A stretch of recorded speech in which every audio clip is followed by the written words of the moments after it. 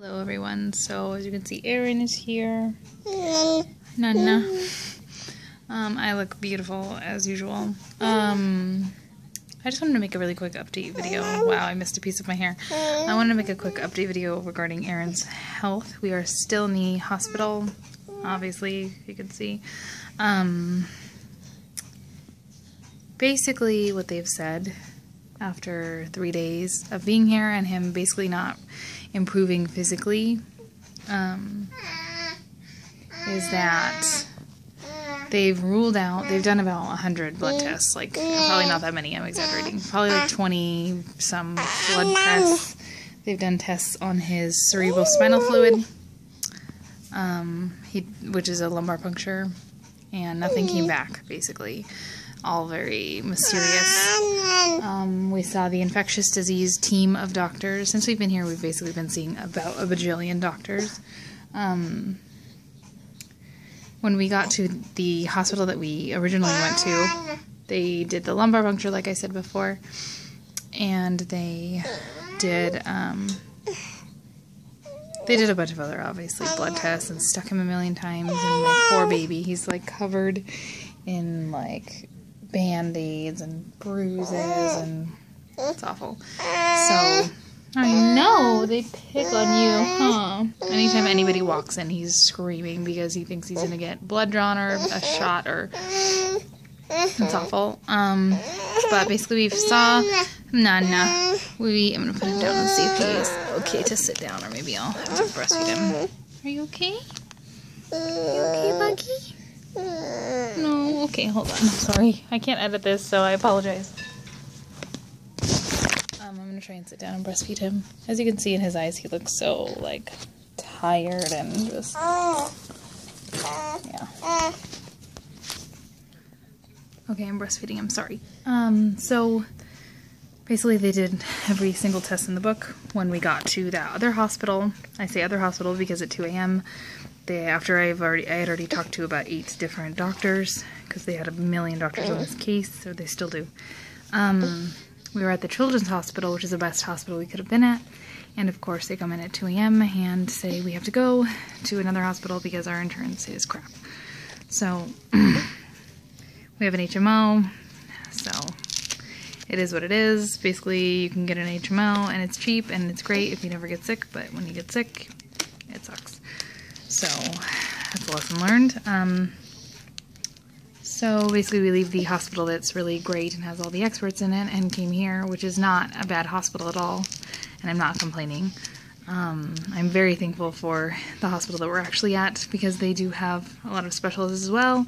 Thankfully the same neurologist who was going to see him over there is seeing him here. So, yeah, they have privileges, whatever. So basically no results came back positive. Everything came back as if he was completely normal and healthy. Obviously he's not, because he's still having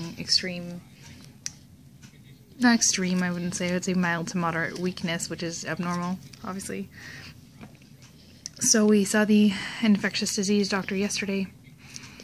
He basically said that based on all of the test results, he can rule out a lot of stuff, which is basically how they diagnose weird things like this, because you have to basically rule things out, say what it isn't to find out what it is.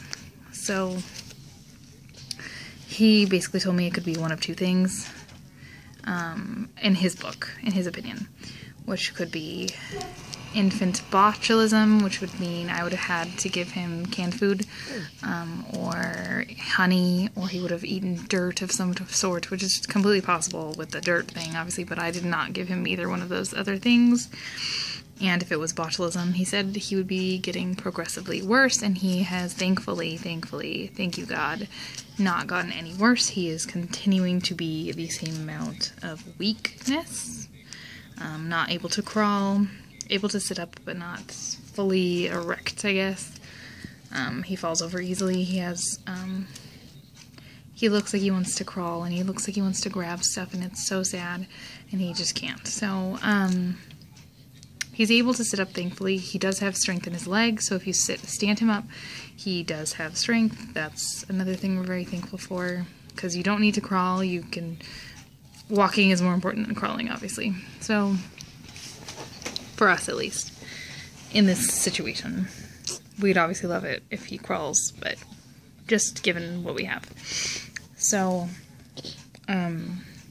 basically, the doctor said the other option is something that has actually been in the news lately. If you're a mother and you watch the news, you probably have heard about it.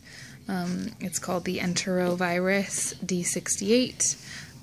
You can Google it. It's actually a pretty scary thing if you Google it. It's extremely rare. It's an extremely rare complication from a cold virus, essentially, where they can have weakness. It's called, what is it called? It's so complicated. Acute, which means suddenly. Acute Flaccid Myelitis, which means the inflammation of the spinal cord, which is a very scary thing, but that's what the infectious doctor and then subsequently the neurologist said the same thing, that he thinks that it is what it is, which basically means that he would not get any worse, but he may not necessarily recover 100% from it, which is devastating, obviously. But considering the latter, which is, you know, things that it could have been, I mean, me and my husband are very mixed emotion-wise, I guess you could say. We're kind of in shock. It's obviously not completely sunk in that that's what it could be. And I say could be because they still have to do the MRI that they were supposed to have scheduled for yesterday. And then again today, and they're just having a lot of trauma and a lot of more serious cases in the hospital they had to actually bump him for, so that's what's going on with that. So we're going to get that done tomorrow. Basically, the neurologist said that if the MRI comes back the way he thinks it's going to, which is, it's kind of a cookie cutter case. The MRIs of all these kids who've had this weakness / some have had even paralysis. Thank God he doesn't have paralysis. He has generalized weakness in his, like, neck, shoulders, and a little bit in his arms, a little bit in his knees. Like, he's a little weak in the knees. But generally his legs are okay. And a little bit in his ability to suck, and a little bit in his ability to swallow. Thankfully, it has not changed his ability to breathe, which is the main obvious concern. Thank God. And he's able to eat perfectly fine. So now that we've realized that he had a difficulty sucking, I've been pumping and helping him out at the breast, basically. So anyway, the MRI will basically tell us yes or no. Also, the swab of his nose and throat will tell us if he does have this enterovirus, and then they would have to send something else back to make sure what specific strain it is. Basically, if that comes back, it's pretty much 100% that that's what he has, or had, or is currently going through. I don't really understand it, to be honest. Basically, if that happens, they have to contact the CDC, which is crazy, and we would be the first people in Nevada, which is crazy, and that's how rare this is. And it's dangerous, and it's crazy. It's hard to accept, obviously. I don't even know if that's what it is. It could possibly still be a couple of other things, I guess. But they're leaning towards that, the symptoms that he has. We just have to wait for the MRI, which is scary in general because they have to give him general anesthesia and intubate him tomorrow for the MRI, which is also horrifying. So we are hanging in there. I basically am camped out at the hospital. Alex is at the house with William, and thankfully my mom came down so he can actually come visit me because they don't allow young kids in this hospital or any hospital at this time because it's flu season, especially in the peds unit. So the doctors are great. The nurses are great. I'm very thankful for the care that we've received, and I'm very grateful for the life of my child. I mean, what else can you say in this situation? That it could be worse. So, and people have worse, and I believe that God tests you. And I think this is just our test, and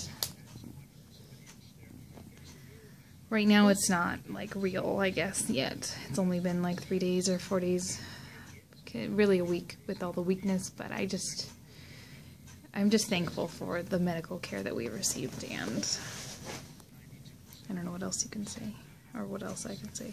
So I just wanted to do a really quick update and say that it's most likely that, which is scary and crazy. Like, I remember reading an article about that and thinking, wow, that's awful. It's like polio, it's like a outbreak like polio, and the kids can get it. It's basically immunosuppressed people get these symptoms more likely, and I don't think he's immunosuppressed. I just think the fact that he's a baby. He also may be the youngest person with this if it turns out to be this, so it's crazy. It's just, I can't even, like, put a finger on it. I can't even think. It's just, I've, like, bawled my eyes out about it. And now I'm just at this really weird, numb, happy my baby is alive, and just completely numb, and just waiting for them to say yes or no, and waiting to deal with what I have to deal with afterward, which is basically if they do treatment or they don't do treatment, which is all questionable because they don't know how to treat it. It's basically like the kids either recover, 70% of the kids who had it recover fully, which is a great number for me. Some still have weakness or paralysis, unfortunately, but we'll deal with that when it comes, one day at a time. If we have to do therapy, physical therapy, occupational therapy, whatever we have to do, I'm obviously gonna do it because I'm his mother. I love my child. I'm just so happy he's alive and not getting any worse, and that we're in a good place. So, prayers very much appreciated at this time, obviously. So, and positive thoughts. I really believe in the power of positive thinking or group prayer. I don't know. I think there's a lot of proof that that positivity and good vibes in the universe, whatever you believe in, can help. So that's where we are at this time. So thank you guys for watching this video. I'll keep you guys updated, and I appreciate all the kind words. Thank you guys. Take care.